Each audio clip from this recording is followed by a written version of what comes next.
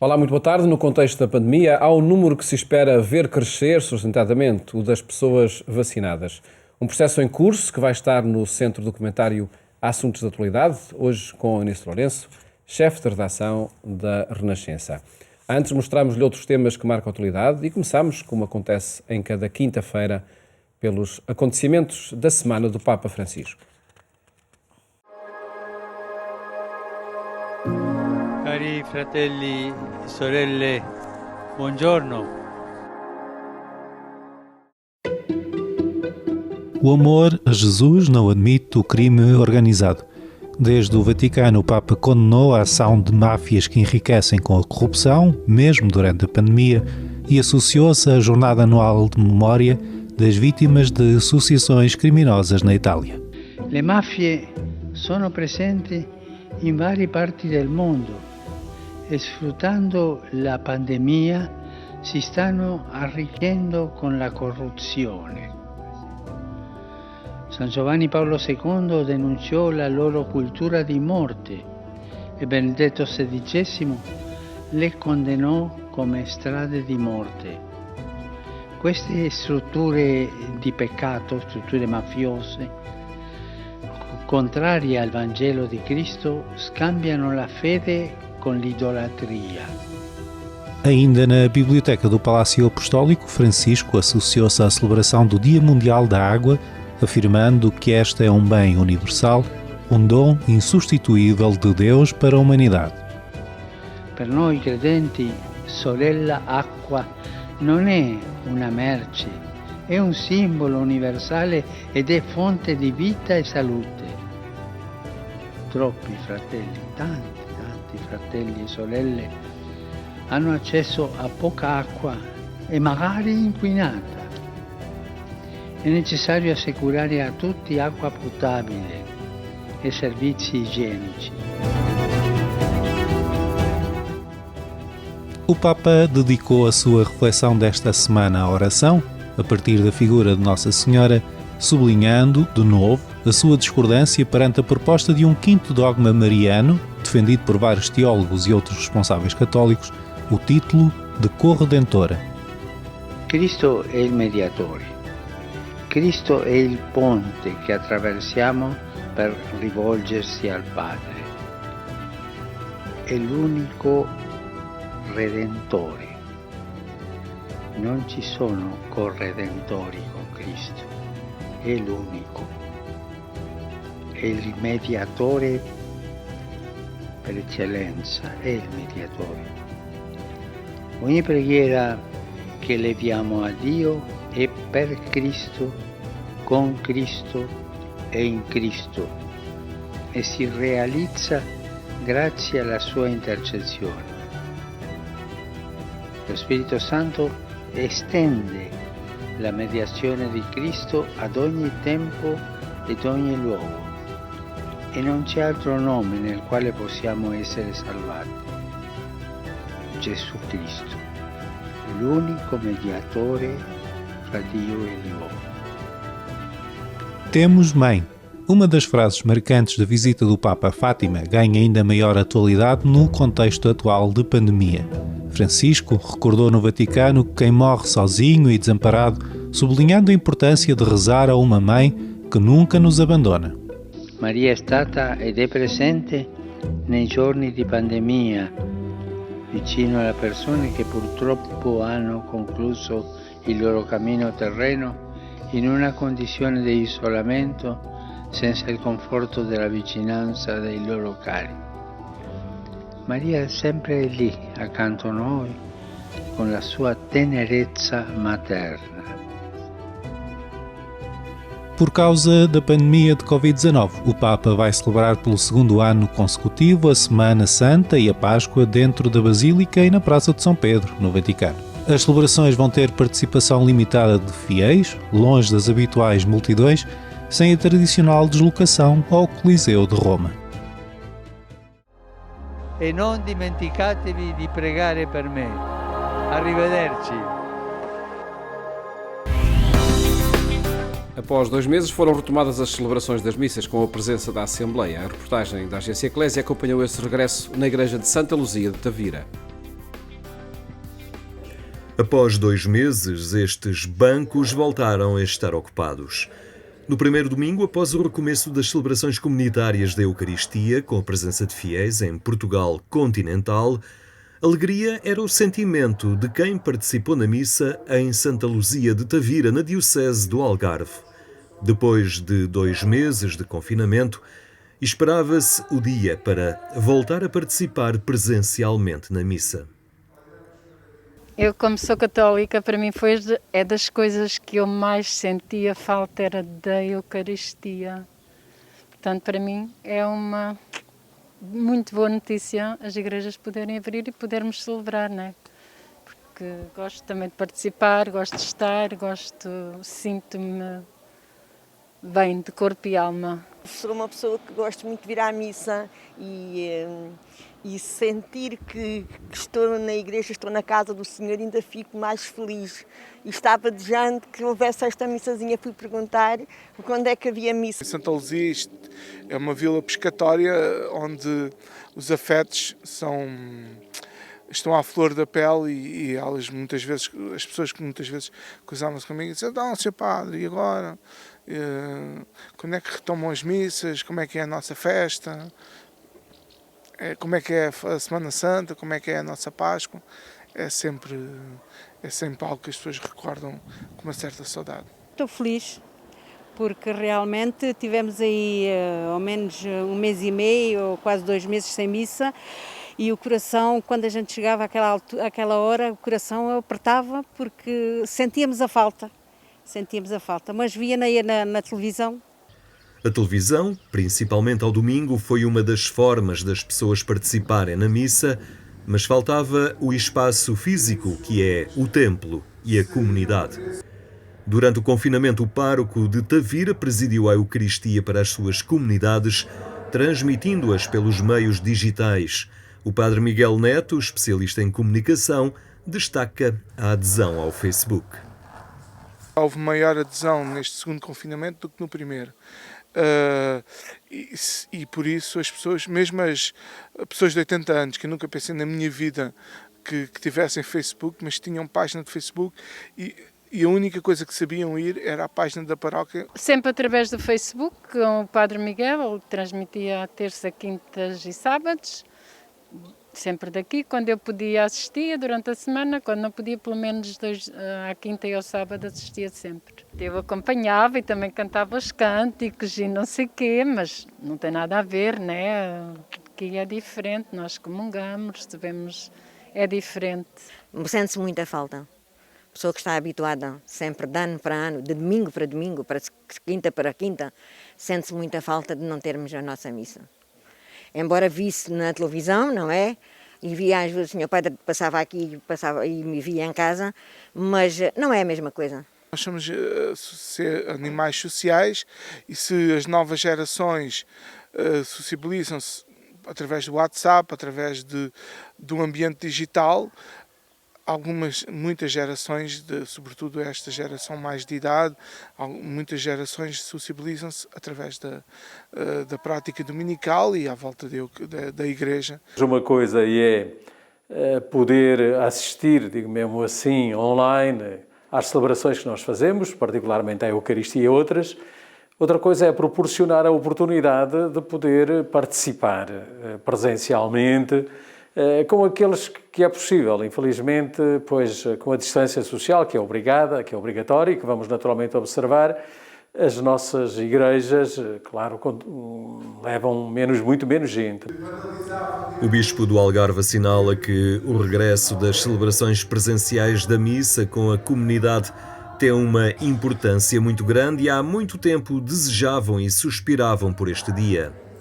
Na Diocese Algarvia, a reabertura das igrejas para as celebrações está a ser vivida com muita alegria, esperança e acolhimento.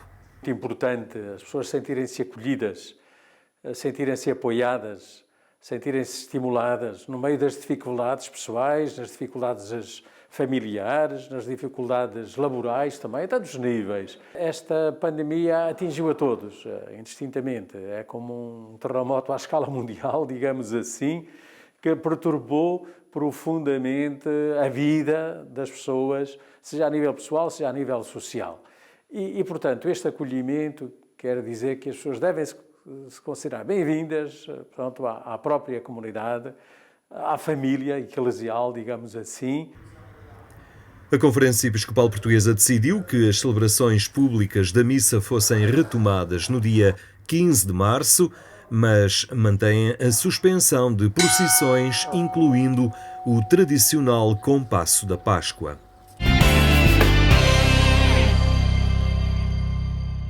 Acompanhe estes e outros acontecimentos no portal da Agência Eclésia, em agência.eclésia.pt. Falámos agora com Eunice Lourenço, chefe de redação da Renascença. Cumprimento, muito boa tarde. Olá, boa tarde. Obrigado, Eunice, por estares connosco.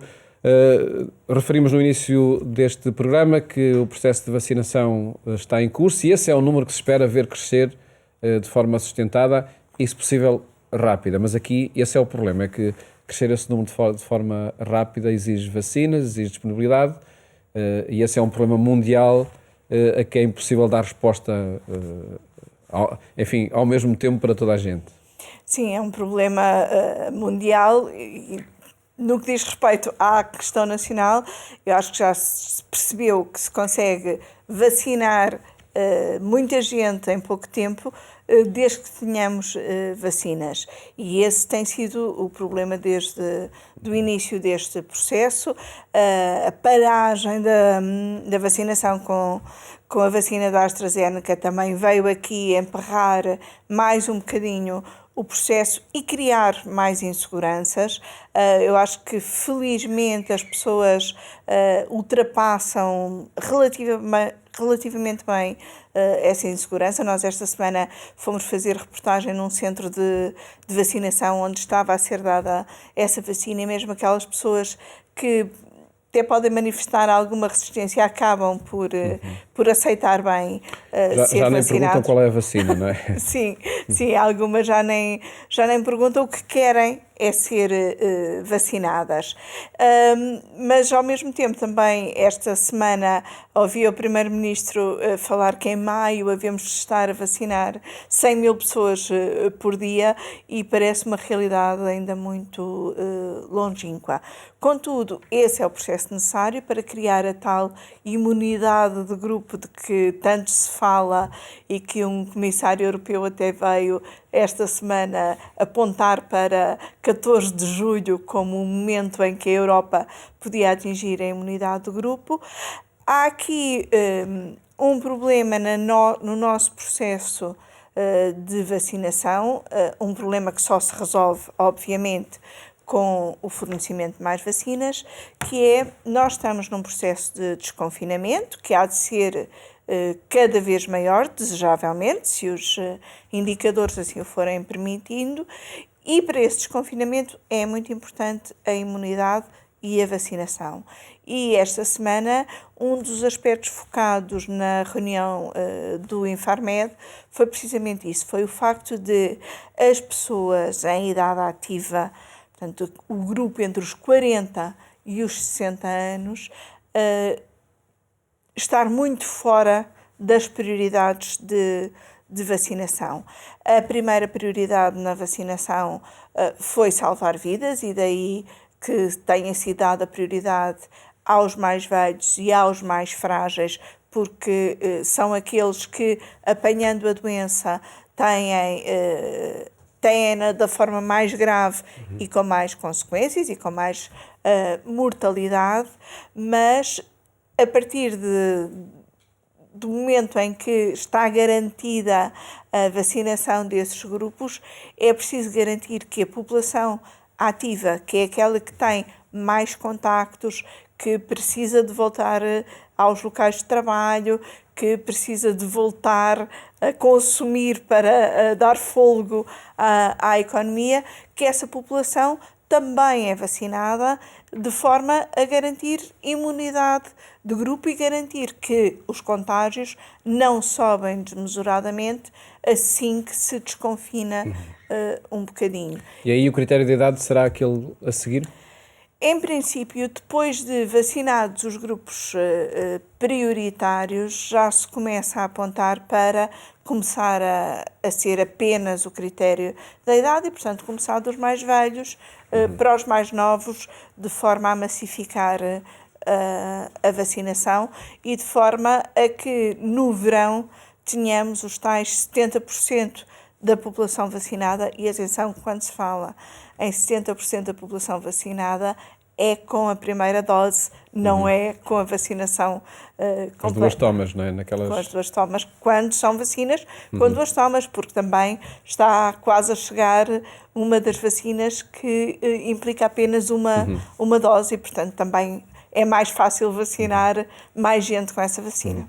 Em todo caso, e o facto da população com mais de 80 anos já estar muita dela vacinada, não é?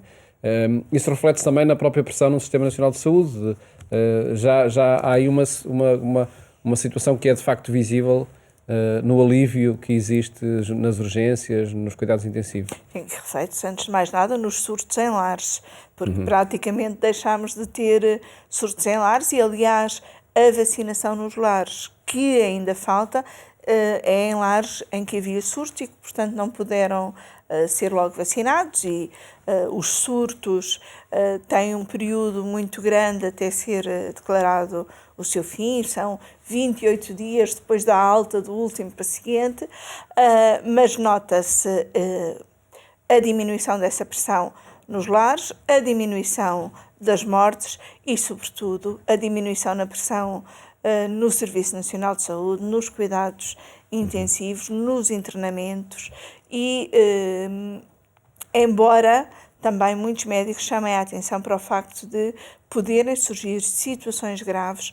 em pessoas aparentemente saudáveis e com 20, 30, 40 anos e que de um momento para o outro até podem nem estar bem a dar por isso, a sua capacidade respiratória diminui muito e rapidamente precisam de cuidados intensivos. A mensagem a passar é, sem dúvida, de confiança no processo de vacinação e de encarar este processo como, de facto, aquele que é urgente todos passarmos por ele para que esta pandemia, de facto, sim, é muito importante essa mensagem de confiança no processo de vacinação. Essa mensagem, ainda quando foi anunciado a retoma da vacinação com a vacina da AstraZeneca, foi muito tentada a passar, quer pela Diretora-Geral de Saúde, quer pelo Presidente do Infarmed. É importante que as pessoas tenham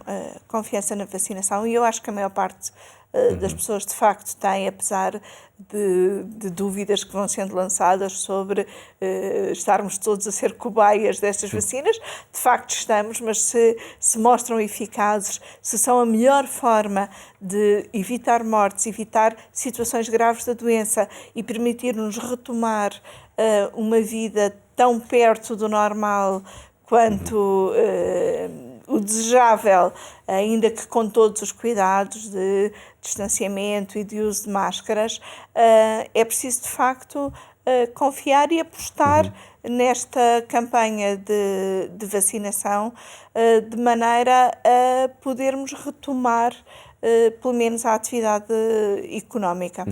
Como encarar então manifestações que ainda persistem, nomeadamente anti-confinamento e também enfim, algumas opiniões com muitas reservas à vacinação? É encarar como uma grande falta de responsabilidade social, antes de mais nada, porque mesmo aquelas pessoas que nós costumamos chamar de negacionistas, portanto, que olham com desconfiança, que dizem que tudo isto é uma grande manobra para consumir produtos farmacêuticos ou o que quer que seja, então que guardem essa opinião para si e para os seus e não promovam manifestações que põem em causa outras pessoas e que podem, inclusive, pôr em causa a convivência social que nós tanto desejamos. Uma manifestação como a que assistimos no passado fim de semana, há um lado que do ponto de vista psicológico é compreensível, não é? Estamos todos muito fartos de todas as restrições, de todos os condicionamentos. Há pessoas, há setores da sociedade que nunca chegaram sequer a retomar atividade neste ano que já levamos de pandemia, mas a solução não é negar a doença, não é negar o efeito das vacinas, não é negar o efeito das medidas de prevenção, como as máscaras ou como o distanciamento. Não é assim que se combate a situação que vivemos, combate-se com responsabilidade e com responsabilidade social, e o facto de, inclusive, figuras públicas participarem nessas manifestações mostra, a meu ver, alguma falta de responsabilidade social, porque estão a dar um exemplo que, a ser seguido, é muito perigoso para toda a sociedade. De facto, interessa dirigir apelos em sentido contrário a essa responsabilidade social. Sim, é preciso muita responsabilidade, e vamos entrar num período em que essa responsabilidade é muito exigida, e é muito exigida a cada um de nós, porque vamos entrar numa semana de férias da Páscoa, uma semana em que muita gente gostaria de ir de férias, gostaria de ir à terra, de ir ver família, de fazer almoços de Páscoa, em que em muitas comunidades seria a altura de reencontros, de convívios, de compasso pascal, e tudo isso é desaconselhado, para tem que ficar para o próximo proibido. ano. Tem de ficar para o próximo ano, porque senão pomos em causa a reabertura depois da escola, das escolas na semana seguinte, pomos em causa todo este processo de desconfinamento, e por isso também se compreende todas as cautelas que os responsáveis políticos tiveram nas suas intervenções ao longo desta semana, e umas cautelas que também são aconselhadas tendo em conta aquilo que estamos a ver no resto da Europa, onde muitos países estão a reconfinar. E eu acho que também nos temos de interrogar, às vezes parece um bocadinho estranho, parece que estamos a ir no sentido contrário de uma boa parte dos países europeus. É preciso pensar que em janeiro também estávamos em sentido contrário, e estas ondas não atacam todos da mesma forma ao mesmo tempo. A ver se aprendemos agora com essas lições. É sempre preciso, é cautela. Fica esse apelo. Obrigado, Eunice Lourenço, por ter estado aqui no programa Eclésia. Mais logo voltamos a chegar até si na rádio, na Antena 1, quando forem 22h45. Votos de uma ótima tarde e até amanhã, se Deus quiser.